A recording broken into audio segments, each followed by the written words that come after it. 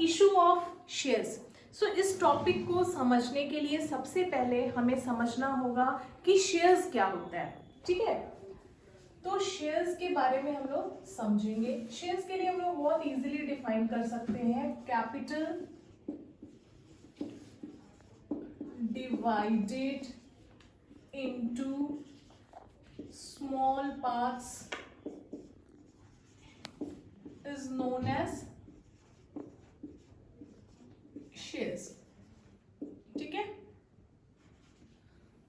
सो किसी भी कंपनी के कैपिटल को हम लोग स्मॉल पार्ट्स में डिवाइड करते हैं, उसको क्या कहते हैं, शेयर्स। फॉर एग्जाम्पल मैं लेती हूं, सपोज करो कि किसी कंपनी का जो कैपिटल है वो 10 लाख है और इसके एक शेयर का जो वैल्यू है that is 10 rupees. So when we divide this we get the number of shares of the company, ठीक है। सो किसी भी कंपनी का जब रजिस्ट्रेशन होता है एट दैट टाइम ये डिसाइड हो जाता है कि कंपनी कितने शेयर से रजिस्टर्ड हो रही है, ठीक है। तो सपोज करो कैपिटल, क्योंकि बिना कैपिटल का कोई भी बिजनेस स्टार्ट नहीं होता है, चाहे वो सोल प्रोप्राइटरशिप बिजनेस हो या फिर पार्टनरशिप बिजनेस हो या फिर कंपनी हो, ठीक है। सो किसी भी बिजनेस का फॉर्मेशन कैपिटल से ही होता है, पर कंपनी का कैपिटल जो होता है वो लोन होता है। जैसे सोल प्रोप्राइटरशिप बिजनेस है, पार्टनरशिप बिजनेस है, इसमें क्या है कि मैंने एक पार्टनरशिप बिजनेस या सोल प्रोप्राइटरशिप बिजनेस शुरू किया 5 लाख कैपिटल लगा के, फिर बीच में मैं कुछ एडिशनल कैपिटल भी लगा ली, मैं फिर बीच में कुछ विड्रॉ भी कर ली, ठीक है। तो वहां पे क्या होता है, नोन नहीं होता है exact capital of the firm या फिर सोल प्रोप्राइटरशिप बिजनेस के केस में। बट कंपनी के केस में ये पहले से डिसाइडेड होता है कि ये कंपनी कितने कैपिटल से रजिस्टर्ड हो रही है, ठीक है। तो सपोज करो कि 10 lakh is the capital of the company और उसके एक शेयर का वैल्यू कितना है, 10 रुपीज है। सो उसको हमने डिवाइड कर दिया, we get the number of shares, ठीक है। तो सपोज करो कि मैं किसी कंपनी के 10,000 शेयर्स को एक्वायर करती हूं। इस कंपनी में मैंने कितना इन्वेस्ट किया, इसके कितने शेयर्स मैंने लिए, 10,000 शेयर्स ऑफ ₹10 ईच, ठीक है ना, 10 का एक शेयर। तो कितना कैपिटल मैंने इन्वेस्ट किया इस कंपनी में, I have invested 1 lakh rupees. मैंने इस कंपनी में 1 लाख रुपीज इन्वेस्ट किया। दूसरी बात आती है कि शेयर्स जो है इसको हम 2 तरीके से इशू कर सकते हैं, ठीक है। एक हो गया आपका लमसम और दूसरा इंस्टॉलमेंट, ठीक है। लमसम मीन्स 10 रुपीज का शेयर मैंने परचेज किया, ठीक है। कितना शेयर परचेज किया मैंने, 10,000 शेयर्स, तो पूरा 1 लाख रुपीज मैंने एट अ टाइम दे दिया। ये हो गया लमसम। इंस्टॉलमेंट में क्या हुआ, यहाँ पे मैं इस 10 रुपीज को मैं पार्ट वाइज दे रही हूँ, इंस्टॉलमेंट वाइज दे रही हूँ। एंड इन इंस्टॉलमेंट का नाम होता है, पहला हो गया एप्लीकेशन मनी, दूसरा इंस्टॉलमेंट का नाम allotment money, then first call money, second call money and final call money, ठीक है। सो ये मैक्सिमम 5 इंस्टॉलमेंट हो गए। सपोज करो ये 10 रुपीज में 2-2 रुपए करके इस तरीके से दे रहे हैं। नेक्स्ट शेयर्स जो है वो 2 टाइप्स के शेयर्स, हमारे पास कितने टाइप के शेयर्स होते हैं, 2 टाइप्स के। कौन कौन से, फर्स्ट हो गया इक्विटी शेयर होल्डर्स, ठीक है ना। फर्स्ट क्या हुआ, इक्विटी शेयर, दूसरा क्या हुआ, प्रेफरेंस शेयर्स, ठीक है। तो इन दोनों में क्या है, डिफरेंस है। इक्विटी शेयर और प्रेफरेंस शेयर दोनों में डिफरेंस है। जब भी हम देखेंगे प्रेफरेंस शेयर को, इसके आगे कुछ परसेंट लिखा रहता है, 5%, 6%, कुछ परसेंट लिखा रहेगा। इट मींस कि इसका जो रेट ऑफ डिविडेंड है that is fixed, rate of dividend is fixed होगा यहाँ पे, ठीक है। जो इसके आगे लिखा है इस रेट ऑफ डिविडेंड, इस रेट से हम डिविडेंड इसको देंगे प्रेफरेंस शेयर को, राइट। अब डिविडेंड क्या होता है, किसी भी कंपनी में आप पैसे क्यों इन्वेस्ट कर रहे हो, प्रॉफिट अर्न करने के लिए। सो डिविडेंड क्या हुआ, प्रॉफिट ऑफ द कंपनी। मैंने यहाँ पे कंपनी में 1 लाख रुपीज इन्वेस्ट किया है। सपोज करो कि मैं इस कंपनी का एबीसी, एक कंपनी ले लेती हूँ मैंने एबीसी कंपनी में 1 लाख इन्वेस्ट किया, ठीक है। और ये 1 लाख कितना है, 1% है कंपनी का, कितना है 1% या 10%, कुछ भी मैं ले लेती हूँ 10%। तो मुझे 10% प्रॉफिट मिलेगा इस कंपनी को। जब भी प्रॉफिट होगा मुझे कितना मिलेगा, 10% प्रॉफिट कंपनी के शेयर्स में। मेरा हिस्सा कितना हो गया, 10%, राइट। अब देखो यहाँ पे जो भी इसका रेट ऑफ डिविडेंड है प्रेफरेंस के केस में, वो फिक्स रेट ऑफ डिविडेंड से आपको मिलेगा, राइट। यहाँ पे क्या है, no fix rate of dividend,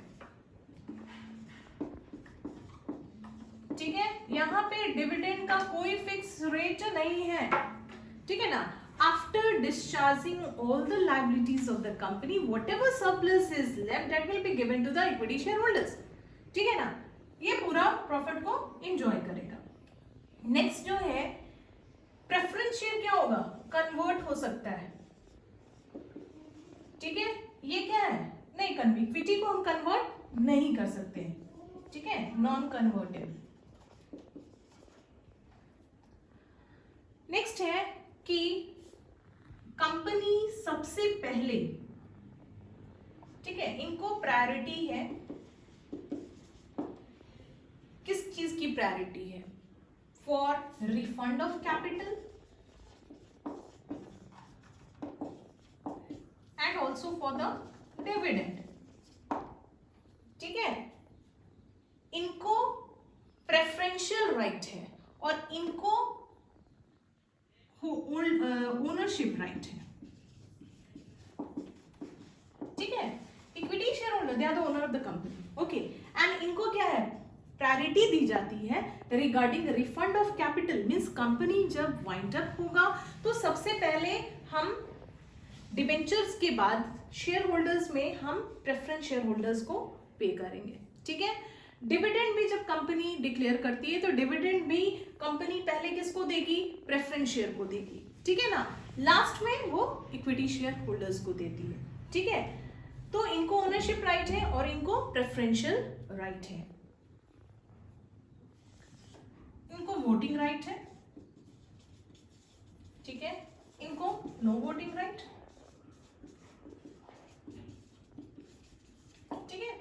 तो इस तरीके से इक्विटी और प्रेफरेंस दोनों में डिफरेंस है, राइट। सो कितने टाइप के शेयर्स हमने पढ़ा, यहाँ पे हमने इक्विटी शेयर्स पढ़ा और फिर हमने प्रेफरेंस शेयर। फिर मैं जब प्रेफरेंस शेयर पढ़ा का मैं क्लास लूंगी उस वक्त मैं आपको बताऊंगी इसको डिटेल में, इसके टाइप्स होते हैं, प्रेफरेंस शेयर्स के भी टाइप्स होते हैं, फिर रिडेम्पशन का क्या प्रोसेस है, ये सारा कुछ हम लोग उस वीडियो में डिस्कस करेंगे। अभी मुझे शेयर्स पे फोकस करना, इशू ऑफ शेयर्स पे पढ़ा रही हूँ, तो मैं फॉर द टाइम बीइंग ये बता दी कि इक्विटी और प्रेफरेंस दोनों में क्या बेसिक डिफरेंस है। तो there are 2 types of shares, equity shares and preference shares. अब हम लोग डिस्कस करेंगे वेरियस टर्म्स जो कि शेयर कैपिटल में यूज होता है, ठीक है ना। Various terms used in share capital. सबसे फर्स्ट मैंने यूज किया ऑथराइज्ड, या इसको हम लोग नॉमिनल, या इसको रजिस्टर्ड शेयर कैपिटल ही कहते हैं, ठीक है। फर्स्ट मैंने लिखा ऑथराइज्ड और it is also known as nominal और रजिस्टर्ड शेयर कैपिटल। इसका मतलब क्या हुआ, मीन्स कंपनी जब इनकॉर्पोरेट होती है at the time of registration of a company, it is decided that कि कंपनी कितने नंबर ऑफ शेयर से रजिस्टर्ड होगी, ठीक है। मीन्स कंपनी का कैपिटल उस समय ही डिसाइडेड हो जाता है at the time of registration of a company. So authorize या मैक्सिमम या रजिस्टर्ड शेयर कैपिटल इसको हम लोग कहते हैं। मीन्स कंपनी को ऑथोरिटी है कि वो इतने शेयर कैपिटल इशू कर सकती है, ठीक है। That is the maximum share capital of the company. Company इससे ज्यादा शेयर इशू नहीं कर सकती है। मीन्स कंपनी अपने ऑथराइज शेयर कैपिटल के बियॉन्ड जाके शेयर्स इशू नहीं कर सकती है। सो उसको हम लोग कहते हैं ऑथराइज्ड नॉमिनल या रजिस्टर्ड शेयर कैपिटल। सेकेंड आता है इशूड शेयर कैपिटल।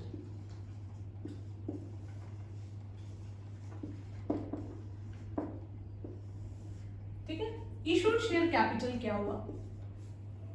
कंपनी जितना शेयर मार्केट में इशू करती है उसको हम लोग कहते हैं इशूड शेयर कैपिटल। सपोज करो कि किसी कंपनी का रजिस्टर्ड शेयर कैपिटल है 10 लाख, ठीक है।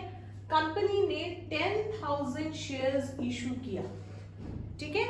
कंपनी का रजिस्टर्ड शेयर कैपिटल है 10 लाख और कंपनी ने 10,000 शेयर्स इशू किया, तो ये क्या कहलाएगा? इशूड शेयर कैपिटल, ठीक है।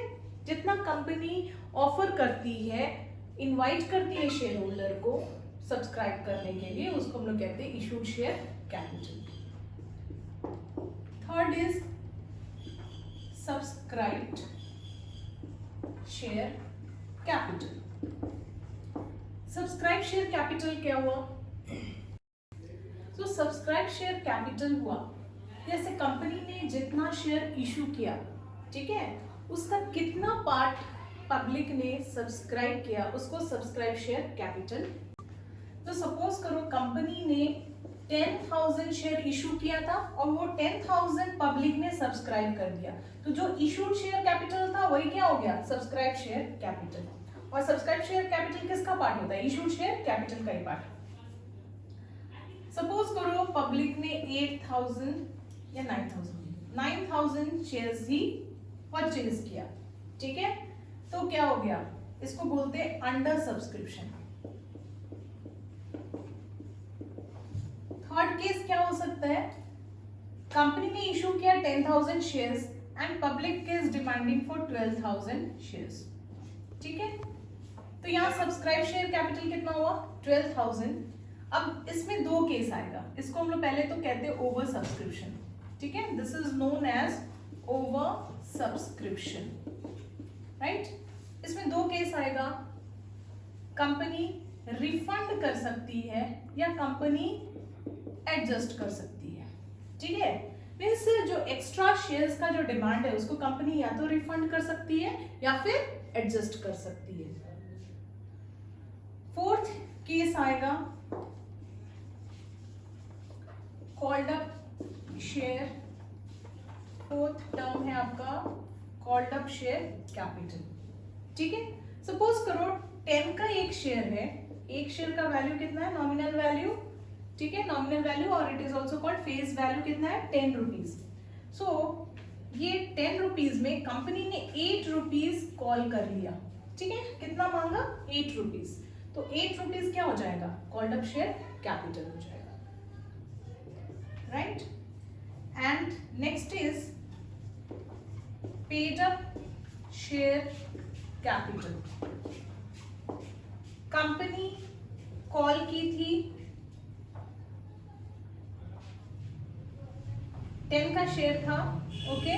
कंपनी 8 रुपीज कॉल की थी, पब्लिक ने पे किया 7 रुपीज, तो 7 रुपीज क्या हो गया? Paid up share capital. Reserve capital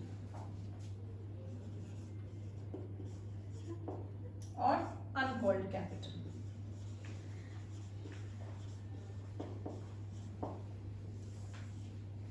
right.